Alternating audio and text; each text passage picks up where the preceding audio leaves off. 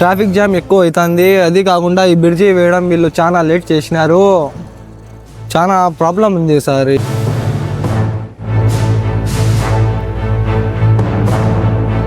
పోయేదానికి ఇబ్బంది ఉంది. నా దారి పెండింగ్లో ఉంది. ఇది చాలా రోజుల నుంచి ఏమైనా ఎమర్జెన్సీకి పోవాలన్నా కానీ ఊరు బయట నుంచి పోయే లోపల మన ఒక మనిషి చచ్చిపోయింది ఈడ.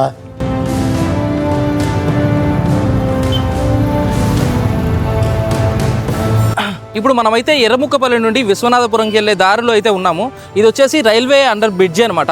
ఈ మార్గంలో వెళ్ళడానికి చాలా చిన్న బ్రిడ్జి అయితే ఉంది. ఇప్పుడు కూడా యూజ్ చేస్తున్నారు. ఇప్పుడు యూజ్ చేస్తున్న బ్రిడ్జిలో వెళ్ళడానికి చాలా ఇరుకైన మార్గంగా భావించి ఈ కొత్తగా ఈ లో లెవెల్ బ్రిడ్జిని అయితే ఇక్కడ కన్స్ట్రక్ట్ చేయడం జరుగుతూ ఉంది.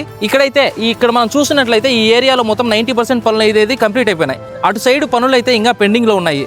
ఎందుకు పెండింగ్లో ఉన్నాయి అంటే కొన్ని కారణాలు అయితే చెప్తున్నారు. ఇక్కడ ఈ బ్రిడ్జి అనేది పూర్తి కాకపోవడం వలన జనాలు చాలా ఇబ్బందులు ఎదుర్కొంటున్నారు. పక్కన ఉండే చాలా చిన్న ఇరుకైన ఒక బ్రిడ్జి మార్గం ద్వారా జనాలు వాళ్ళ రాకపోకలు అయితే సాగిస్తున్నారు. కానీ దీని వలన ఎన్నో యాక్సిడెంట్స్, లేకపోతే నడకదారిలో వెళ్ళే వారికి చాలా ఇబ్బందులు, స్కూల్స్ అండ్ మహిళలు చిన్న పనులు చేసుకున్నట్టుగా టౌన్లోకి రావాలంటే కూడా చాలా ఇబ్బందులు పడుతూ ఉన్నారు. దీని గురించి ఒకసారి మనం చర్చించే ప్రయత్నం అయితే చేద్దాం. కడప నగరంలో ఇప్పుడు మనం చూస్తున్న ఈ రోడ్డు ఎర్రముక్కపల్లి నుండి అటువైపు ఉన్న విశ్వనాథపురం అంగడి వీధికి వెళ్లే రూట్. మధ్యలో మనం చూసినట్లయితే ఇక్కడ రైల్వే ట్రాక్ ఉంటుంది. అటువైపుకు వెళ్ళడానికి రైల్వే ట్రాక్ కింద ఒక ఇరుకైన మార్గం కూడా ఉంది. ఒకప్పుడు ఈ రైల్వే ట్రాక్ మీద నుంచే జనాలు రాకపోకలు సాగించేవారు. కడప నగరం అభివృద్ధి చెందే కొద్దీ ఈ మార్గం ద్వారా ప్రజలు ఎక్కువగా వారి రోజువారీ పనుల కోసం, పిల్లలు చదువుకోవడానికి, కూలి పనులు చేసుకునేవారు నిత్యం ప్రయాణిస్తూ ఈ మార్గం రద్దీగా ఉండేది. ఈ సమస్య చాలా కాలంగానే ఉంది. ఒకప్పుడు ఈ దారిలో ఊటుకూరు సమీపంలో ఉండే బ్రిడ్జి లాగానే ఒక బ్రిడ్జి వచ్చే అవకాశం ఉందని వార్తలైతే వచ్చాయి, కానీ అది కార్యరూపం దాల్చలేదు. ఆ తర్వాత కాలంలో ఇక్కడ ప్రస్తుతం కూటమి ప్రభుత్వం వచ్చిన తర్వాత ఇప్పుడు మనం చూస్తున్న టన్నెల్ బ్రిడ్జి నిర్మాణం అయితే చేయడం జరిగింది. ఈ నిర్మాణం కూడా 90% పనులు పూర్తయినట్టు మనం చూడొచ్చు. కానీ ఎంతో కాలంగా ఎదురు చూస్తున్న ప్రజల ఆకాంక్షకి మళ్లీ బ్రేకులు పడ్డాయి. గత కొన్ని నెలల నుండి ఇక్కడ నిర్మాణం పనులు ఆగిపోయాయని, కారణాలు తెలియవని ఇక్కడి ప్రజలు, ప్రజా సంఘాల నాయకులు చెప్తున్నారు. ఈ విషయం పైన అధికారుల వద్దకు వెళ్లినా కూడా ఉపయోగం లేదని, దీన్ని పూర్తి చేయడానికి ప్రభుత్వం దగ్గర నిధులు కూడా లేవని చెప్పినట్టు సమాచారం. కడప నగరంలో ఎర్రముక్కపల్లి వైపు నుంచి విశ్వనాథపురం వైపు వెళ్లే ప్రధానమైనటువంటి రహదారిలో రైల్వే అండర్ బ్రిడ్జి నిర్మాణం గత 1.5 సంవత్సరం క్రితం ప్రారంభించారు. ప్రారంభం సందర్భంగా అధికార పార్టీ శాసనసభ్యురాలు ఏడాది కాలంలో ఈ రైల్వే అండర్ బ్రిడ్జి నిర్మాణాన్ని పూర్తి చేసి ప్రజలకు అందుబాటులోకి తీసుకొస్తామని చెప్పి ఆ రోజు ప్రకటించారు. కానీ ఇప్పటి వరకు ఒకవైపు పని పూర్తయింది తప్ప విశ్వనాథపురం వైపు ఉన్నటువంటి బ్రిడ్జి అసంపూర్తిగా పెండింగ్లో పెట్టారు. దీనికి కారణం ఏంటంటే నిధులు లేవని చెప్పి అధికారులు చెప్తున్నారు. కార్పొరేషన్ కమిషన్ అడిగితే మా దగ్గర నిధులు లేవు కాబట్టి మేము ఇప్పుడే చేయలేమని చెప్పి ఆయన చెప్తున్నాడు.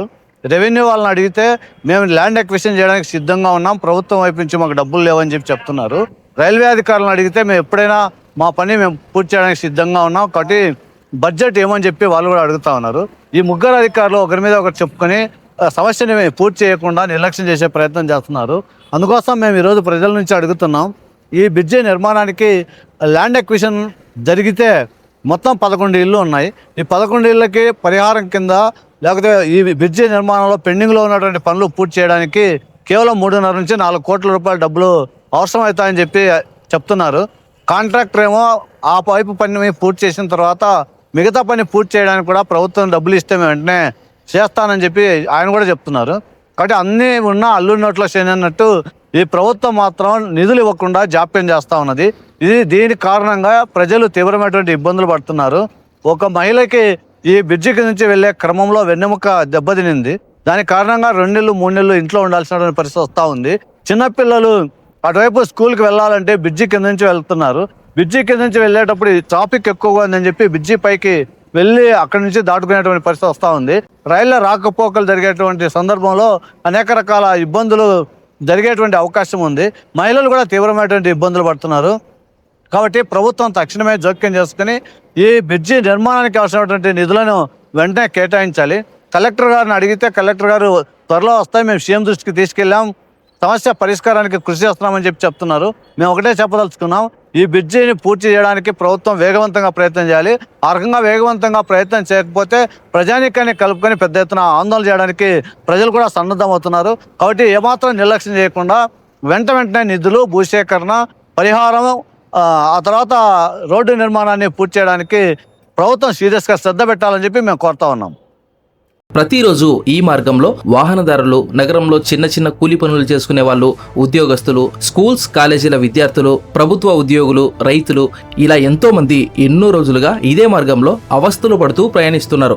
ఇకనైనా తమ అవస్థలకి ఒక విముక్తి దొరికింది అనుకునే తరుణంలో నిర్మాణం పనులు ఇలా మధ్యంతరంగా ఆగిపోవడం విచారకరమని ప్రజలు, ప్రజా సంఘాల నాయకులు బాధపడుతున్నారు. వీళ్ళకి ఎన్నితులు అధికారులకు వాళ్ళకి చెప్పినా ఎవరేం పట్టించుకోవడం లేదు. చూస్తాం అంటానే ఉన్నారు కానీ పెండింగ్ చాలా నుంచి ఉంది. మాకు చాలా ఇబ్బంది ఉంది. ఆటోలు పోవాలన్నా రావాలన్నా కానీ డైలీ ఊరు బయట నుంచి పోవాలన్నా కానీ 200 ఖర్చు వస్తుంది మాకు ఆటోకి, డీజిల్కు లెక్క. ఈ దారిలో పోవాలన్నా కానీ ఇబ్బంది. రైలు వచ్చేటప్పుడు దాటుకోవాలన్నా కానీ చిన్నపిల్లలు స్కూల్కి పోవాలన్నా కానీ ఇబ్బంది ఉంది.